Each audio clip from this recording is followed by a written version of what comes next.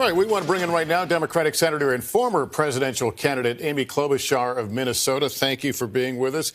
What do you see in this evening that tells you where we're going, Senator? I see in the next hour or so, you're going to have a lot of focus on the Midwest and the West. Big news to you. Just kidding.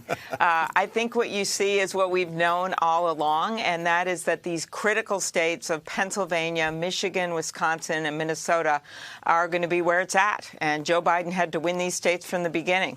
I still think North Carolina is because of the Senate race there as well. I've been talking about North Carolina for days.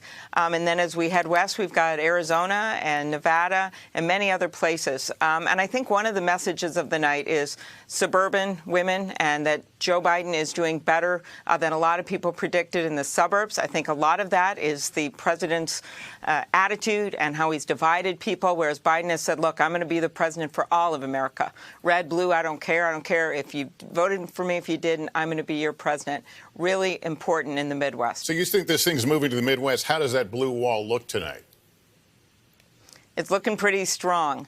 The fact that we are so competitive in Ohio and doing so well in like the Cincinnati suburbs, the fact that Iowa is still in play, but it's mostly, as you know, those two states of Pennsylvania and Wisconsin, it's going to take a while to get their votes counted. They just started today, and I think your viewers know that, but they've got to remember that, whereas Minnesota and Michigan may be coming in sooner.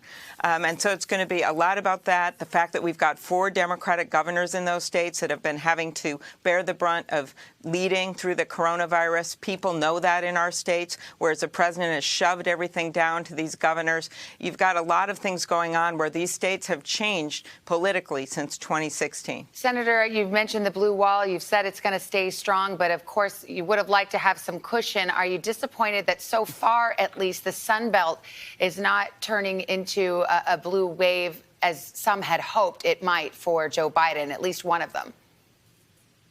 Well, we always know Florida is not an easy state. You didn't have a Senate race going on in that state. And the point is that from the very beginning, from the moment that Joe Biden announced, he has been focused on these Midwestern states. I know because I debated him, ran against him, did my Blue Wall tour. And one of the reasons that I endorsed him was that I felt that he would see the importance of these states where people felt left behind over the last decade.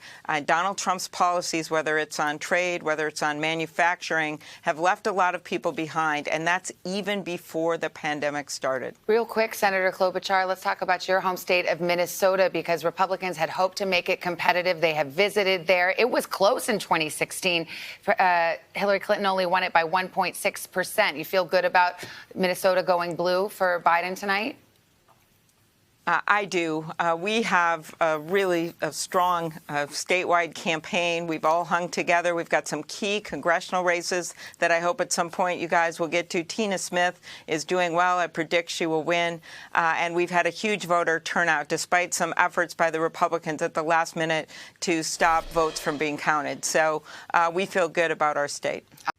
Hey, NBC News viewers, thanks for checking out our YouTube channel. Subscribe by clicking on that button down here and click on any of the videos over here to watch the latest interviews, show highlights, and digital exclusives.